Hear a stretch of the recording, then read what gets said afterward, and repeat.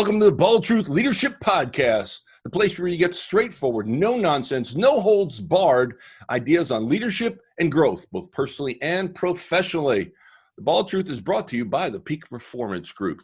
I'm your host, Coach Rick Colster, Executive Coach and the Chief Coaching Officer of the Peak Performance Group, where we help people and organizations align and maximize their potential. Today, we've got another great guest on the Bald Truth, folks. He's a great guest and a leadership expert. Give you a little background here. Our guest today is a founder of the Program LLC, a leadership and team building company, a former Marine Corps special operator. So this guy's a badass, and an ultra athlete. So not only can he be bad, he can keep doing it for a long time. He brings with him years of knowledge on leadership and teamwork. His philosophy is one, it's all about building and being good teammate. He summited 5 of the 7 summits, including Mount Kilimanjaro, Mount Everest. Now, I'm not much of a climber. That's some climbing there. He's also a graduate of the finest military university in the world, the United States Naval Academy in Annapolis, Maryland. Today, we welcome Eric Kapitulik, KAP, to the Bald Truth. Welcome to the Bald Truth, KAP. I can call you that, right? Yeah, absolutely. Yeah. Thanks for having me, Coach. Fired up to be here. Really appreciate the opportunity. To have you, man, I heard about you and I said, I got to have this guy on the Bald Truth, because we are the Bald Truth Leadership Podcast, and we're all about developing leaders and ideas on developing leaders.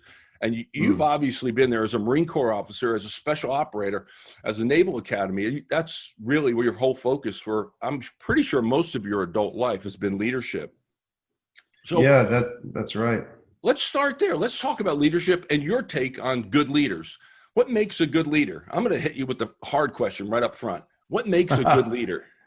Well, first of all, Coach, we don't use the word hard in the Kapitulik house or at the program.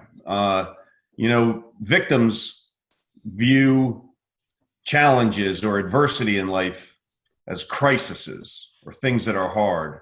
Warriors love a challenge, though. So I appreciate getting the challenging questions first. All right. There you go. Coach, as far as, what makes a great leader, that's a very difficult question to answer, and also one that, based on the industry that you're in, the role that you fill in it, will give you a different answer. However, what we teach at the program is that what are the standards that great leaders consistently meet and exceed? Okay. Those, regardless of whether you're talking about high school or college athlete, military officer or executive of a corporation, coach of a team, when we look at what makes them a good leader, well, certainly, there are certain things. I mean, look, if you're not a person of integrity, you're going to be challenged to be a leader. I mean, I question if you're even that good a person, right? So instead of talking about the nuances of what makes people good leaders based on job description, role, industry, instead we just talk about what are the consistent standards that great team leaders consistently meet and exceed. 2 of them. Number 1, great leaders accomplish the mission. Don't ever forget it. We always hear, Coach, across North America. We have the privilege of working with more than 160 teams throughout North America annually. And all of them want to talk about, well, great leaders, they're people of high integrity. They're good listeners. They have high emotional intelligence. They listen to understand, not to respond, which we can talk about later. But so all of these things, and we always highlight to people, look, those are called characteristics of a leader, and we don't disagree with any of them. But never forget that the first standard that a leader is held is mission accomplishment. Are you or are you not accomplishing the mission? And yes, obviously, it has to be done ethically. If it's not, then we don't really need to have a conversation at all, because we're not talking about leadership at that point. We're talking about being a human being. But great leaders, first and foremost, ensure that their team accomplishes the mission, number 1. Number 2, they take care of their teammates. And what does it mean to take care of our teammates? It means that as a leader, we make every decision we ever make thinking about what is in the best interest of the team. I'd like to highlight that, the team first. And by making every decision we ever make thinking about the team first, that's what helps all of the individual teammates on it most. Oh, see, that makes so much sense when you mention team. And as a Marine Corps special operator, that you really were in charge of a team of operators. Knowing a little bit about that, you've got your team, and we've had on a couple of Navy SEALs. We're fixing to have another one on in another couple of weeks. So it is all about the team, not the individual contributor. So how do you keep focused on the team as opposed to me? What can leaders do? Yeah, well, now getting to characteristic traits of individuals and leaders,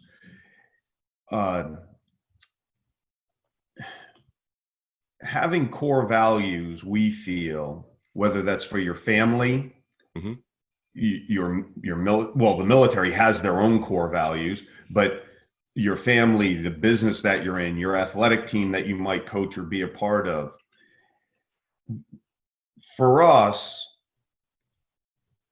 if you are not a selfless person, selfless means you put the team first.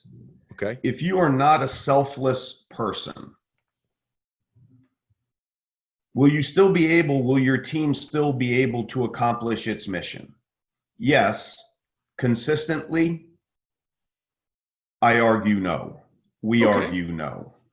Makes sense. How do you do it? I mean, and then so then the question is, well, how do you become a selfless person? Well, that's a challenge because what psychology tells us, our core values are generally set by the age of 9 and definitely set by the age of 13. So, and how do we form our core values? Well, our moms, our dads, our families, where we grow up, our environment, a bit of, yes, nature too, and then add the nurture piece upon that.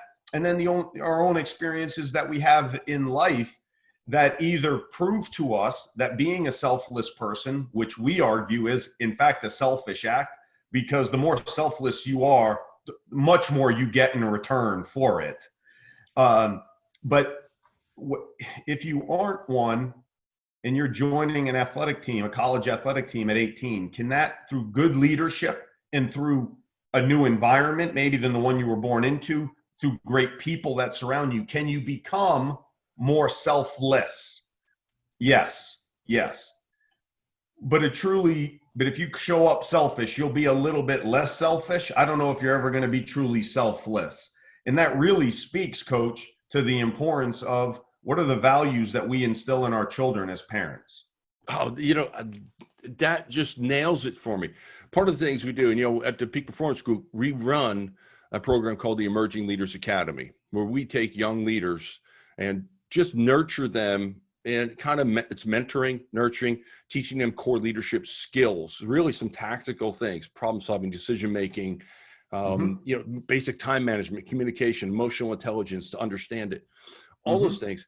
And one of the things that I have, and again, one of my core values is fun. So if I ain't having fun, I ain't doing it. So that's just bottom line for me. But one of the things I do is I ask our participants to define their core values.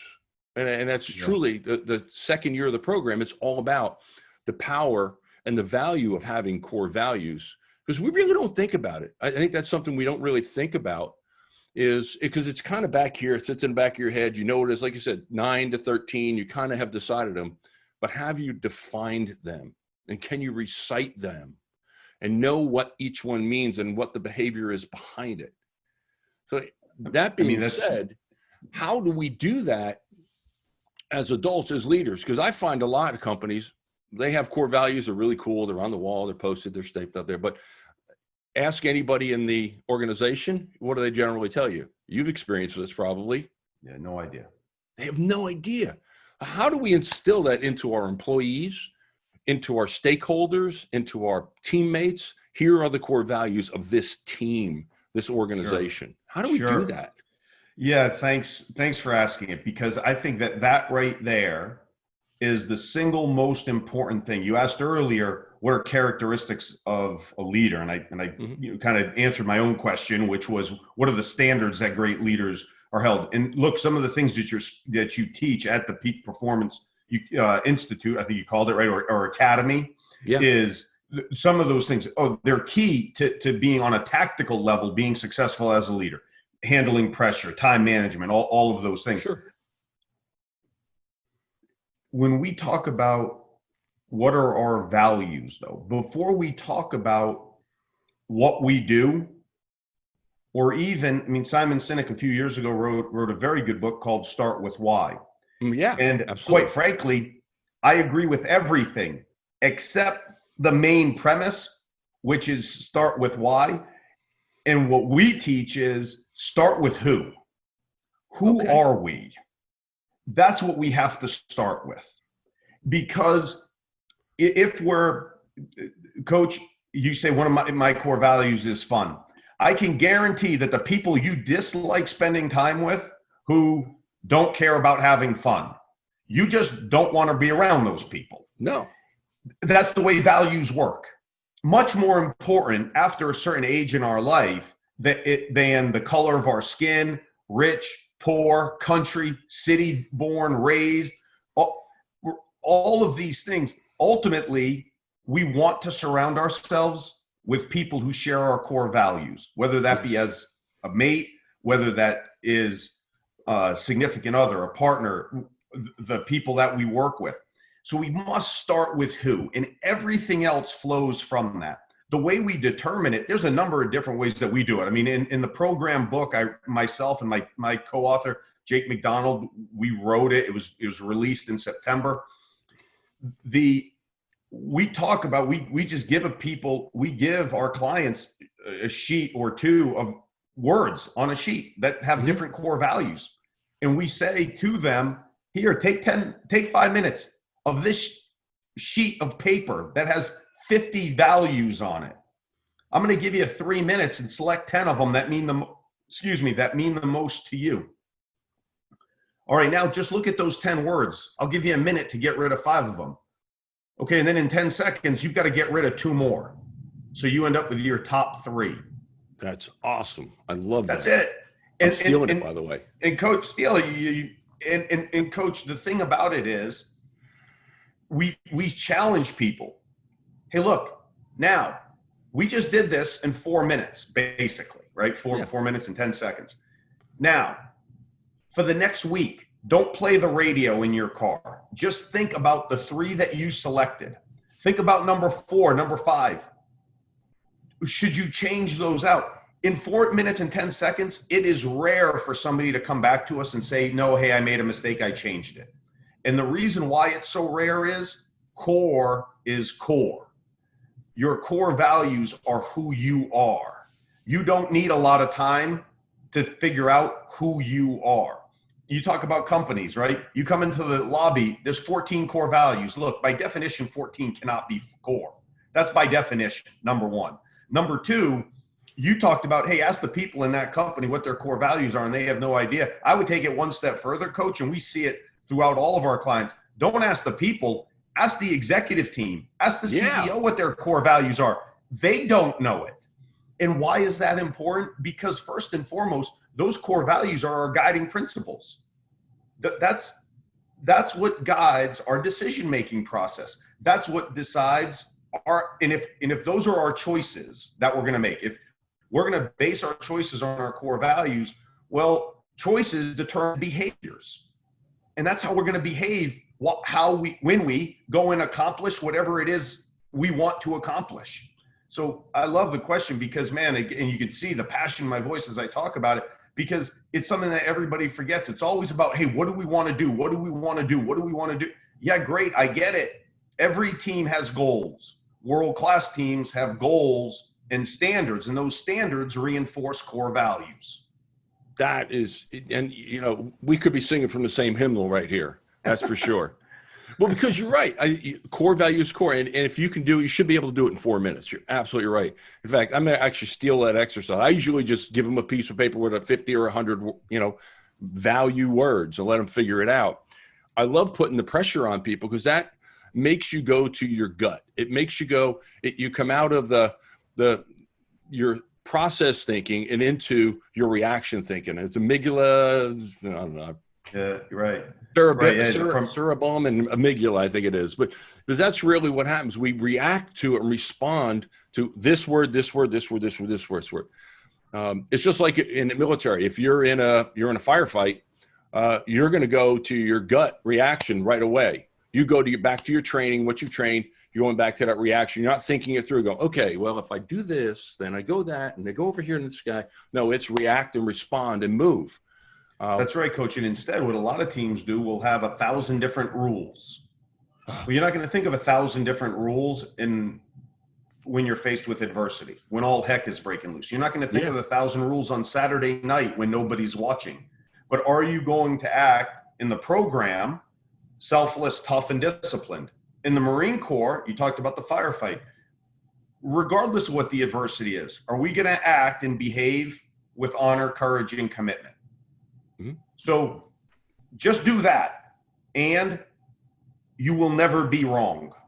And that's the beauty, is when we have that in business, because most of the folks that are going to be listening are going to be business folks that are, run a business, and this is really going to relate to them that way. We're not going to have a whole lot of spec ops guys. We're not going to, probably some military formula, but mostly business folks that are listening to the bald truth right now is, if you have core values, as you said, they guide your decisions, and your decisions guide your behavior. So you can look by someone's behavior and tell if they have core values or not, or what their core values are. That's right. I don't think anybody wants to have crappy core values. I'm going to be a person that screws everybody. That's one of my core values. Hey, screw the world, make me money. It doesn't happen, because it's just not who we are as human beings. Well, that's right. And good people at heart, I believe. That's right. And Coach, the thing about results, though, because you talk about, business owners out there. Look, I'm one too. I mean, so as you are, like, results matter. Please don't. I don't want to come across like, hey, goals are bad or results don't matter. No, they matter a lot. Like winning, I talk to my son about this all the time. Don't spend 2 minutes of your life with anybody that tells you winning isn't important. It's important. I mean, winning is better than losing, but that's not how we define success. Success is being able to live our life in accordance with our core values, and the winning will be a byproduct of our doing so. Then you're absolutely as business leaders, let's have goals that we have, and make sure everybody is aware of what our goals are, financial or however you define success, for your own organization. So let's make sure we have them, and then make sure everybody knows them and is aware of them. But then on a daily basis, what we're going to stay focused on is our choices, and our choices create our behaviors, and those behaviors must be in line with our core values. So yes, have goals, let's be aware of them, but every single day what we're going to be focused on is, are we representing our core values? And our goals will end up being a byproduct of it. Yeah, I love the word when you use byproduct, because when I talk to clients and we're coaching clients, you say, if you do these things, the byproduct, because most people, what's your vision statement? And I always ask them, why did you get in business? And they go, make money. I said, well, there's a lot of other ways to make money than what you're doing. You've picked a pretty tough industry here. Yeah. And the small margins, you got single digit bottom line and tough industry. Why'd you pick this one? No, I don't think we pick what we do to make money. That's a byproduct of doing what we do and doing it well, and following our core values, and really executing, and, as you said, accomplishing our mission. What's our mission? To serve the people that we serve. So I love that. There, Cap, that's nailed it right there. So this is great, but I'm really interested in some stuff that you've been doing. So I mentioned in your intro that you've done a lot of different things, many different things, including an ultra marathoner and mountain climber. One that got my attention, though, was the Canadian Death Race Ultra Marathon. Yeah. What was that about? Yeah, 80 miles through the Canadian How do you prepare Rockies. for that? Yeah. Coach, when I was in the Marine Corps, when I was a platoon commander for a force reconnaissance unit, 5th platoon, 1st Force Recon, we were involved in a helicopter crash, and 6 of my teammates of the 10 of us on board that day died. I'm sorry. And shortly thereafter, I started to race and raise money for a college scholarship fund for the children of my deceased teammates. And I decided to do so by doing things I already enjoyed doing, but now I figured I could put a little bit more, selfless purpose to it. Sure. Was, competing in the Ironman, climbing the world's tallest mountains, competing in the world's toughest and longest endurance events, one of which was the Canadian Death Race. It's held up in Grande Cache, Alberta, Canada, 80 miles through the Canadian Rockies. It took me just under 23 hours. You can't quote me on it. It's been a number of years since I raced it, but it was a full day, basically. Yeah, that's crazy. Of racing. And, that experience, like any experience, we all are a sum of our experiences. Man is a sum of their experiences. And I use the universal term man, woman. Sure. We are a sum of our experiences. And I'm very glad that I made my opportunities to have some of those experiences, like the Canadian Death Race, like the Ironmans, the climbing mountains, etc., because that adversity that you face, it makes you a better person. Or let me take a step back. It made me a better person. Okay, I can absolutely. I understand that completely. Suffering is a good thing, I think. Well, and I think sometimes when you feel that pain at times, because I used to be a triathlete, never did the Ironman level, but I did a half an Ironman. Yeah. Of course, that was 30 some odd years ago when I was younger and in better shape than I am now. Yeah. But it's pushing yourself to that limit to test yourself that says now, okay, I can do that. So when you do have those challenges in life that are not physical in nature, that are emotional, intellectual, so you say now, okay, I've already pushed the limit. I know I can go past where I am. We see a lot of examples. And one of the things that always comes to mind to me, because of my interest and my connection to the military, is BUDS training. And I've talked to a lot of guys that are SEALs, and they go, it's mindset that pushes them past the physical part. Their bodies could do it. They just don't think they can. So as we get into business, I'm sorry to interrupt. No. But as we get into business, we go, oh man, I could never make that sale. Boy, that's just too big a sale. Because it's what we've heard, things we've been taught. You know what? Don't go after the big fish first thing. You'll get disappointed. So you never go after the big fish. And you sit there and you just fish little fish in a sales arena. That's right. Once you know, and the physical thing is really cool. See, one of the things that I've done in the past, I don't know if you've done this yet. If you want to, I can set it up for you. Have you walked on fire yet? No, I've not done that. You probably walked through fire, but not over fire. Was it a good experience? Absolutely freeing from the stuff the junk I was telling myself, the things I was telling myself I couldn't do. And it just allowed me to go, well, if I can walk on 1,200 degree coals and not get burned, there's probably some other crap that I could do that I've been telling myself I can't. So why don't I try it? It was really freeing. I'll work on it. I'll absolutely set that up for you guys. Well, I'll tell you, Coach, I think you mentioned BUDS, or you mentioned some of these other things, and sure, they talk about mindset. And I couldn't agree with you more. The thing that we always point out to people is it is only about our mindset if we show up physically prepared. And if we don't show up physically prepared, oh no, it's a lot more than just mindset. Right. But if we can show up physically prepared, and Coach, we talked to everybody about this. The way physical fitness works is, I mean, this is, the cells in our body are made up of mitochondria. That's the energy producing part of the cells in our body. And we all have it. But if you exercise, your body, although it uses that energy that the mitochondria produces, which may sound counterintuitive, it actually produces more energy.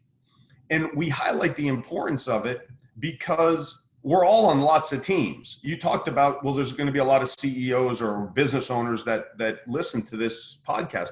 And I argue that a lot of those business owners are married, they have children, they maybe coach their kids' teams. If they're not married, they have a significant other, they have a partner. At the very least, they've probably got friends too. I mean, we're all on lots of teams. And all of those teams, if we're going to be the best teammates and best team leaders that we can be, that means we're going to have to give a lot of energy to all of those teams and teammates of which we're privileged to be a part. Being physically fit allows us to do so. So we highlight the importance of it to every team with whom we work, all the leaders with whom we work, all the teammates with whom we work, because you may be a teammate on whatever the team is at work, but you're a team leader when you go home with your husband or wife or significant other, partner, makes tons children. of sense. As it pertains to mindset, though, I think doing those physical things that I've done earlier in my life, and by the way, I never was, a musician. I was never an actor, but I have to believe that, getting up on stage and acting like that would do the same thing that some of these really physical things that I've done in my life has done for me. I just can't speak to those because I didn't do them personally, but I know that the physical things that I've done in my life, really what a huge byproduct of that has been just confidence that I didn't know I could do some of these things. I didn't do the Canadian death race and at the start line think, oh, I got this. No, I thought, boy, I'm not so sure about this one. And that's true. Death was in the race, right? Right. Yeah. I mean, I don't know if I can do this. And by doing it, by then just going and doing it, that develops confidence. As 30 years ago, 20 years ago, people used to say, well, we have to create high self-esteem in kids because that leads to high achievement. And people actually still think that, but that science has been proven to be not only ineffective, but just not true. In fact, high self-esteem comes from high performance. So let's focus on performing well. And again, when I highlight high performing, I mean a high performance in behavior. That then develops, high self-esteem. But the point is that doing those things help with my own self-esteem and specifically confidence. So then when I go to do something else that I go, oh boy, I don't know about this, I can draw from those experiences that I've had in my past that said, yeah, but I've thought that about a lot of stuff and I'm still okay. Like, I'm all right. So let's go do this. And that piece of it, that idea of how do we develop confidence, when you talk about being a leader, boy, it certainly helps. Well, that's where, as that experience, if I can do this, to walking on fire for me. Mm-hmm. That didn't teach me a whole lot because it was just hot coals and I walked across them 4 or 5 feet, 6 feet. I don't know what it was. And I looked really cool doing it, some cool pictures. Yeah. But what that said to me was something I thought I couldn't do, I was able to do.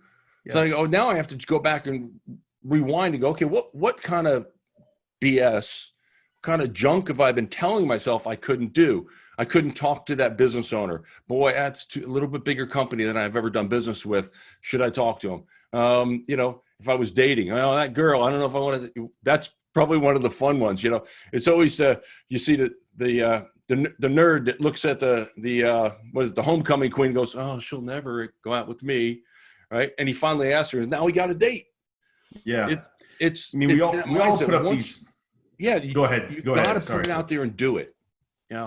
And that's where I think it comes. And once you do it, you go, well, if it works, great. If it doesn't work, well, do it differently next time. And in business, that's what we need to do. If it doesn't work the first time, and I use the phrase test and measure. Test it, see how it worked. If it doesn't work, measure. Did you get the results that you're looking for? If not, do something differently. Do it, just tweak it a little bit. Move over here, do it a little differently. And you'll ultimately find those results. Well, and you know, Coach, the thing that I would add to that is, and this is what we can do as parents, because we instill our belief system in our children, and our value system we instill in our children. Mm-hmm. Now, I'm a coach for a couple of different sports for my son's team, right? We come off the soccer field, and what parents will, the first thing a parent says off the soccer field, off a football field, off the rink, off the wrestling mat, lacrosse field, as soon as their kid arrives, what's the first thing that parents say? Man, that was an awesome goal that you had. I'm so proud of you. You did so great out there. You had a great, you scored 3 goals. Let's go get ice cream. Okay, so what does your child know that you value? And you go, okay, well, that's not me. That's not me as a parent. Okay, well then as a business leader, as a business owner, what do you talk about? Do you talk about the person in your organization or people in your organizations that follow and embody your core values? Or do you talk about so-and-so who made the biggest sale last year? Because if we do that, then that's what we know, that our parents, our coaches, our business leaders, they can say what they value. That's not truly what they value. What they recognize is actually what they value. And that starts as children, to make sure that we instill in our children that what makes us proud is not their goal scoring. What makes us proud is, how hard did you work? Did you give your 100%? Now, again, I'm not going to impose what our beliefs as a family is on other listeners. But for us, it's, hey, did you put the team first? Were you selfless out there? Were you tough? When you were tired, did you keep going, and did you share positive energy when you were doing it? And were you disciplined in your actions? Did you do what you said you were going to do? And that's what we're going to talk about. That's what we're going to recognize. You're going to get ice cream for doing it. Now, if you want to talk about your goals, of course we're going to talk about them. I know it makes you happy that you scored goals, and I'm glad you're happy. And that I'll be happy if you're happy for your accomplishments. But what makes me proud is our behavior, doing these things. And if our people, whether it's our children or our employees, know that what we value are these core behaviors, well, then if they score a goal or they miss the goal, it makes it that much easier for them to go, well, hey, I'm going to take the shot. Because if I miss it, hey, all I got to do is, if I miss the shot, but while I was missing it, I was being selfless, tough, and disciplined. And I know that I'm going to get praise for being selfless, tough, and disciplined, even though I missed the shot. Then the next time that shot comes, I'll take it again. I'll go ask the homecoming queen again. She might turn me down, but as long as I was being selfless, tough, and disciplined, I'll go do it again, because that's what I get recognized for. And there, I think there's the education piece. There's the training piece that we can take back from this as business owners, to say, okay, value your core values and recognize those. Because I've been running sales teams for years. I coach sales teams, I coach CEOs, and it's always who gets recognized all the time. Guy with who brought in the biggest sale of the year. But what about the others that were there supporting him or her, that did the work behind the scenes, that were selfless, gave their all, were there all the time, showed up, so that could happen. Yeah, it's a great point, Cap. I love that. And Coach, the thing is again, I do not want to sound like kicking the ball into the goal doesn't matter. Like, oh no, eventually you got to get the ball in the goal. I mean, sure, it matters. The thing that I would highlight to everybody is goal accomplishment and the benefits of doing it are pretty systemic in sport and in business. I mean, the guy who scores 28 points scores 3 touchdowns. Girl scores 3 goals. They're after the game, the newspapers are going to talk to them about it. They're going to want to know, they're going to get interviewed, right? The on the football field, the cheerleaders are going to like the guy who gets the 4 touchdowns. Like, it's just systemic. In business, you make the biggest, you sell the most, you tend to get the most money for doing it. You've got a big incentive for doing it. And that's all fine. I mean, I love capitalism. I love it. It's the greatest form of, well, democracy and capitalism of government and economy as we can possibly have. That doesn't mean it's perfect. I'm just saying it's better than our other options. And in those systems, the highest performers systemically get recognized for doing it. As leaders, let's not fall into the same trap. Let's make sure that we recognize all the behaviors that people had to make us successful. Because if we can do that, then it's replicable. There's and I'm thinking of an interesting point today, and I mentioned earlier before we jumped on, was I go to a men's group every Friday morning, and we've been doing this for 17 years, and it was interesting to comparison right here, because the guy who spoke today and one of his friends, they were offensive linemen, as I was. And we don't get a lot of glory. We don't get a lot of homecoming queens. You know, we do occasionally. Even a blind squirrel finds a nut. But we're down there in the trenches doing it. But what Ryan said this morning, he says, the guys that made a difference in my life were the guy who sat next to me. He played for the New York Jets. He said he was a guard. He says he brought me and my faith to where it is today. He was a leader on our team in the spiritual sense. In a physical sense as well, but also the spiritual. And that's where he was one of those guys. And he talked specifically about one of his old teammates. That's where I believe that's where true leadership is. When you make an impact on your teammates and you support them and lift them up for whatever that cause was. This was obviously a spiritual one. And being there for your teammates at all times. Ryan never scored a touchdown. I'm pretty sure he didn't. I'm sure that his buddy, another offensive lineman, didn't score any touchdowns. That's very rare we get the ball. That's right. But he made a difference on the team and made that a cohesive team that worked together so they could score the touchdowns. So that's right. And, you know, all right. So I want to be conscious of your time, Cap. I know you got the program, your company, you're running that. You guys are doing some super stuff. I mean, just amazing team building stuff. Now, I like team building myself. I love to do it. But I was watching what you're doing, and you're doing it. You're taking it to a whole new level with companies. So share with us a little bit about what the program does for companies, team building, self-promote if you got, but I'm out because you obviously got the shirt on. So tell us about the program and kind of your mindset behind how do you help teams perform at a higher level? Sure. Well, thanks for the opportunity to do so. 3 minutes. I can take them right. Hey, look, if my pitch isn't quicker than that, then my salespeople are going to be questioning, you know, what have I been doing? The program is a team building and leadership development company. We have one mission: develop better leaders and create more cohesive teams. We do so through a belief in personal development, leadership development, and team building through shared adversity by getting outside of our comfort zones. We believe that because my teammates at the program, all former U.S., British, or Israeli military members, what we know is that everybody's a hero when it's 70 degrees and sunny out. Everybody is. Unfortunately, that's not really when you need them. We need great team leaders and great teammates when it's not, when we're faced with adversity. We do a number of different services, Coach. We do our virtual leadership curriculum online, which is a 7-week course.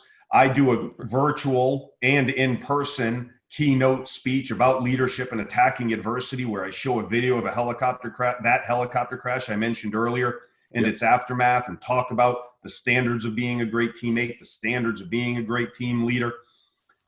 And then we provide our experiential leadership and teammateship development service called our Leadership Challenge. We have 4 different versions of that. You know, some people think about it, Coach, like, here, you stand up, I'm going to get behind you, fall back into my arms, and we're going to call that trust development. That's not what the program calls trust development. No. what we call trust development is, hey, we're all going to be out on a beach. We're going to have rubber Zodiac boats out there. Everybody's going to have a K-Pop life jacket on, a paddle. You're going to have a certain number of pumps that you have to blow these boats up. And either you get the boats blown up in a certain amount of time as a boat crew, or we're going to get wet and sandy. Okay, now let's see how much you trust each other to get this boat blown up on time. Those are some of the things that we do. And for the corporate, for your corporate listeners, to be very clear, we adjust the physicality of all of our events so that people who are physically challenged are still 100% participants in our training. The point isn't to make anybody bigger, faster, stronger. The point is, can we be great teammates and great team leaders when we're feeling a little bit of stress, pressure, adversity? Can we do it then? Let's train that way so we know that we can when it actually occurs in our day-to-day life. That's what we do. That's great.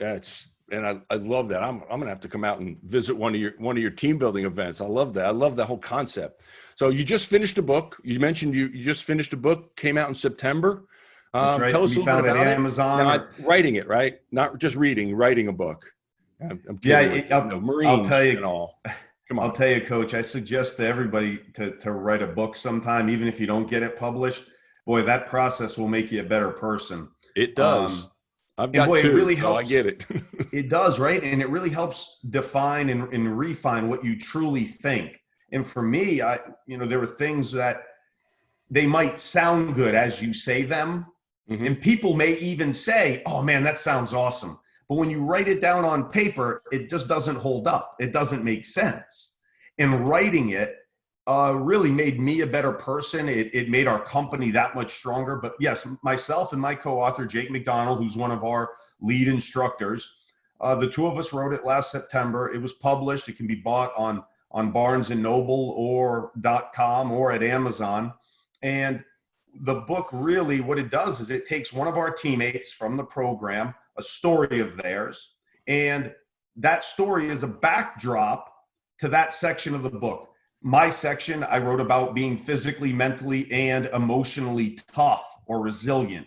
And I used Mount Everest and climbing Mount Everest as a backdrop to that section of the book as an example.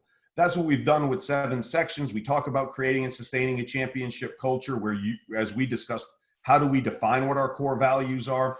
We talk about being great teammates, great team leaders. How do we prepare for being them? By being physically, mentally, and emotionally tough, no excuses, and by working hard. And we define hard work at the program, Coach, as we do one more. And we got to figure out what our one more is as an individual and as a team and make a commitment to doing it each and every day. We wrote about that. People can find it in our book called The Program, which, as I said, can be found at barnesandnoble.com or Amazon. All right, folks, The Program, Barnes & Noble, Amazon.com. You'll look below. You can see a little bit more about the title and where to get it right there. So last thing before we sign off here, Cap, I always ask every one of my guests, I'm always curious as to who you are. You kind of told me everything about what you're doing, but I want you to have to think here for a second. And, I always love my Marines because my brother and my cousin are both Marines. And, but I don't want you to blow up here, but hang on. You're having a dinner party for 6 people, you being one. So essentially you get to invite 5 people. Mm-hmm. What 5 people do you invite? And now you can invite anyone all of time, alive or dead right now. What 5 people do you invite and why? Well, I feel like although my wife and I, we have our own challenges in our marriage and those types of things, but I'm a better person and I have a much better life because I'm married. And I know through that marriage that you better invite your wife. So the first person, I'm ugly, I ain't dumb. if I could invite any people in the world, and I hate to sound cliche-ish about it, Coach, but truly the first 3 people I'm inviting are my wife, my son, and my daughter, because I am happiest, most content when they're with me. So for the remaining, what does that leave me? So now there's 4 of us at the table. So for the remaining 2 spots of people that I feel would just have a great conversation with, boy, in the history of mankind, that would be very, very difficult to do. So let me just say, for the things that are very interesting for me, of things that I would draw from myself, I would probably say Nelson Mandela being one. I've spent a lot of time in South Africa, and who he is as a human being, his belief system, and then what he did he's every bit George Washington to South Africa as George Washington is to us. And to deal with the adversity that he dealt with in his life, and how he overcame it, I think would be a great message for me to hear, for my wife to hear, and for my children to hear. So that would probably be number one, would be Nelson Mandela. The second person that I would want at the table, boy, I've got one choice left. And I'm not going to pick more family members like my grandfather or my grandmother, although they are deceased, because your listeners are going to be like, dude, stop talking about it. Talk about really interesting people that you like. I guess the next person on that list, Nelson Mandela, man, maybe Winston Churchill. Oh, and very good. And that would be, look, I know the easy one would say like Jesus, Muhammad, things like that, right? And I don't want to give short shrift to them, but I already copped out by inviting my family. So now I'm trying to not go religious or spiritual. I'm trying to think of people who had great adversity in their life and overcame it, and how they did. And the reason why, Coach, is because all of us face adversity in our life. Maybe not staring down the Germans single-handedly, maybe not single-handedly trying to come, to break apartheid, but we all feel adversity in our life. And ultimately our success or failure depends on how we act, how we react to it. So I'd like to talk to and draw experiences from two of the best. Perfect. I love it. Great. Be a fun dinner party. I'm absolutely sure. And some really good folks. By the way, remember, Jesus is always with us wherever we go. He's always there. I always remind you on that one. So articles written about you. You're going to pass. It all happens. We all have our expiration date when it is. We don't know when it is. But an article is being written about you after you're gone. What is the title? Not what's in the article. What's the title, the headline? Selfless, tough, and disciplined. Awesome. Love it. Finally, so a little something to help our listeners and our viewers. What do you do each morning to set yourself up for success? I think the number one thing we could all do is wake up in the morning grateful. Awesome. Be grateful. Wake up in the morning. Tell ourselves just how fortunate we are to be who we are.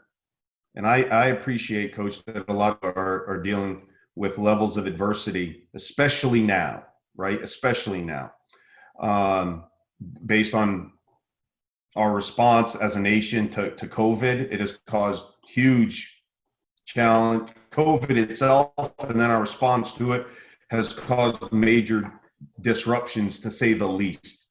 Challenges, adversity, social injustice as we look at it here now through the lens that we're looking at it through now. All of these things, I appreciate that people are faced with real adversity, and they're not responsible for it. Sorry, they're not to blame for it. Sure. But I think that if we can all wake up every morning grateful to be who we are and responsible for our actions, we can get to a better place. Awesome. Perfect. Cap, thank you for being on The Bald Truth. I appreciate it. Love those answers, by the way. Good stuff, people.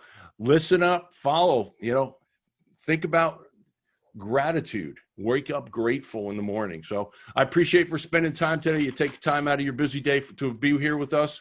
How can people get in touch with you or learn some more? Yeah, please. Thank you. And by the way, Coach, I'm going to steal those questions that you just asked me at the end of your podcast for the end of my podcast. So I just want you to know that. All right. So I guess stealing is wrong, but I'm telling you I'm going to do it, which might make it a little bit more take right. Them, steal them, take them, treat them like your mama gave them to you. Thank you, Coach. People can learn more about the program and all of our teammates at the program at theprogram.org. Excellent. All right, folks, you've been listening to The Bald Truth with Coach Rick of the Peak Performance Group and my new friend, Eric KAP, my man. Thanks, Coach. We are the company that helps people and organizations reach their potential. If you're looking for a way to grow your organization, whether it's sales, strategic direction, the Peak Performance Group coaches, we can help you grow with our proven business acceleration system. Call us at 817-748-7425 or find us on the World Wide Web at www.mypotentialplus.com, and we'll connect you with the right coach for you. Remember, subscribe and like below. Make sure you subscribe to the Bald Truth YouTube channel, our Spreaker channel, iTunes. We're available on iTunes, iHeart, Spotify, and you want to listen to us anywhere and any place you can, folks. I'm Coach Rick, and that's The Bald Truth.